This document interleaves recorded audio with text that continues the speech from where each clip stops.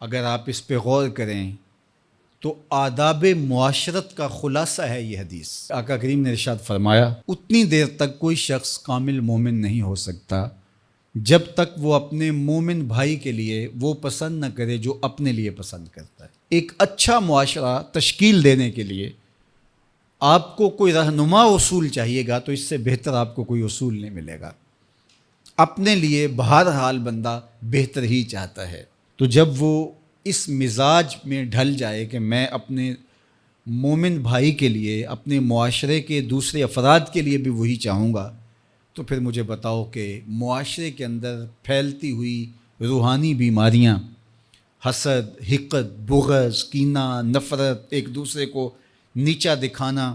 تکبر، رعونت، غرور، یہ ساری چیزیں یہ کہیں آپ کو نظر بھی نہیں آئیں۔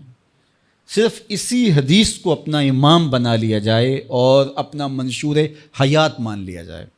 محمد بن حنفیہ رضی اللہ تعالیٰ عنہ حضرت علی المرتضیٰ رضی اللہ تعالیٰ عنہ کے فرزند ہیں، لیکن حضرت سیدہ فاطمہ الزہرا سلام اللہ علیہا سے نہیں ہیں، اور حضرت امام حسن رضی اللہ تعالیٰ عنہ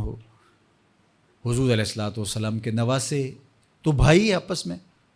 تو دونوں میں کسی معاملے میں شکر رنجی ہو جاتی ہے۔ شکر رنجی، جس رنج میں مٹھاس ہو، شکر ہو، میٹھی ناراضگی، کوئی بغض حسد پہ مشتمل ناراضگی نہیں۔ تو حضرت محمد بن حنفیہ ایک دن بیٹھے تو سوچا کہ وہ میرے عمر میں بھی بڑے بھائی ہیں، اور پھر دوسری بات یہ ہے کہ وہ رسول خدا کی بیٹی کے بیٹے ہیں،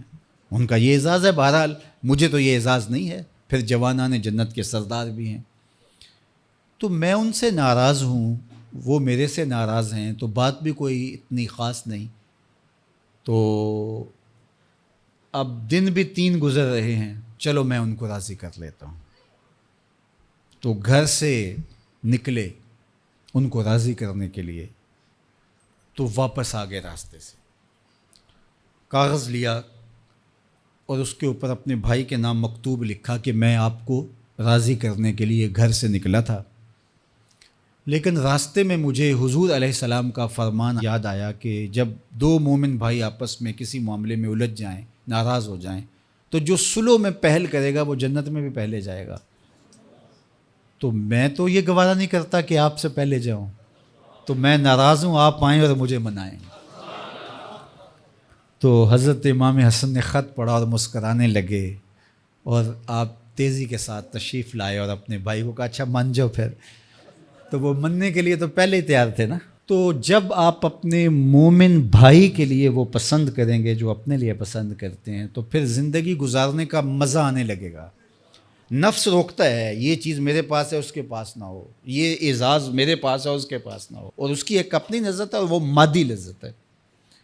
اور ایک ہے باطن کی، روح کی لذت۔ تو روح کی لذت نفس کی لذت سے کہیں زیادہ اور کہیں دیر پا اور کہیں مختلف ہے۔ اس لیے جب آپ قربانی دیتے ہیں، ایثار کرتے ہیں یا کسی کو ترجیح دیتے ہیں، تو اس کی جو روحانی لذت ہے، آپ کو بھوک لگی ہوئی ہے، تو آپ کو ایک روٹی مل گئی ہے، تو آپ کو ایک ایسا شخص نظر آیا جو آپ سے بھی زیادہ بھوکا ہے، اور آپ کسی نمائش کے لیے نہیں، محض اللہ کی رضا کے لیے اس کو روٹی دے کر کے دیکھیں، خود بھوک کاٹ کے دیکھیں،